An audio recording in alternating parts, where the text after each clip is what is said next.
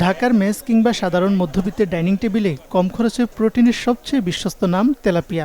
ইলিশ বা রুই কাতলার চড়া দামের বাজারে এই চ্যাপ্টা মাছটি কোটি মানুষের খাদ্য নিরাপত্তার বড় ভরসা।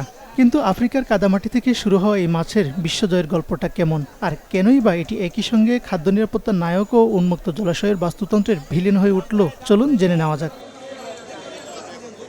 তেলাপিয়ার আদি নিবাস আফ্রিকা ও মধ্যপ্রাচ্যের নীলনদ অববাহিকা। প্রায় ৪,০০০ বছর আগে প্রাচীন মিশরে একে ইন্ত নামে ডাকা হতো। মা মাছের মাউথ ব্রোডিং বা মুখে পোনা আগলে রাখার অদ্ভুত স্বভাব দেখে তৎকালীন মানুষ একে অলৌকিক মনে করত। এমনকি বাইবেলও সেন্ট পিটারের ধরা মাছ হিসেবে তেলাপিয়ার সংযোগ খোঁজা হয়। আধুনিক বিশ্বে তেলাপিয়ার বাণিজ্যিক বিস্তারের পেছনে রয়েছে কূটনৈতিক ইতিহাস। ১৯৬৫ সালে জাপানের যুবরাজ আকিহিতো থাইল্যান্ডের রাজাকে ৫০টি নীলনদের তেলাপিয়া উপহার দেন। থাই রাজা রাজপ্রাসাদের পুকুরে প্রজনন করিয়ে নাম দেন প্লানিল এবং বিনামূল্যে কৃষকদের মাঝে তা ছড়িয়ে দেন। এভাবে এশিয়া জুড়ে নাইল তেলাপিয়া চাষের সূচনা হয়।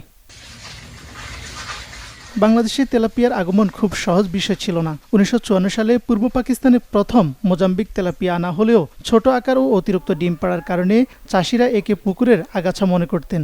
পরবর্তীতে ১৯৭৪ সালে নাইল তেলাপিয়া দেশে আনা হয়।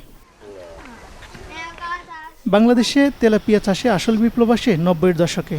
ফিলিপাইন থেকে দ্রুত বর্ধনশীল উন্নত গিফট জাত ১৯৯৪ সালে দেশে নিয়ে আসে বাংলাদেশ মৎস্য গবেষণা ইনস্টিটিউট। এর সঙ্গে যোগ হয় আধুনিক মনোসেক্স বা কেবল পুরুষ তেলাপিয়া চাষের প্রযুক্তি। পুরুষ মাছ দ্রুত বেড়ে ৪-৫ মাসে বাণিজ্যিক ওজনে পৌঁছায়। আর এই সাফল্যের হাত ধরে বাংলাদেশ আজ বিশ্বমঞ্চে শীর্ষ তেলাপিয়া উৎপাদনকারী দেশগুলোর অন্যতম।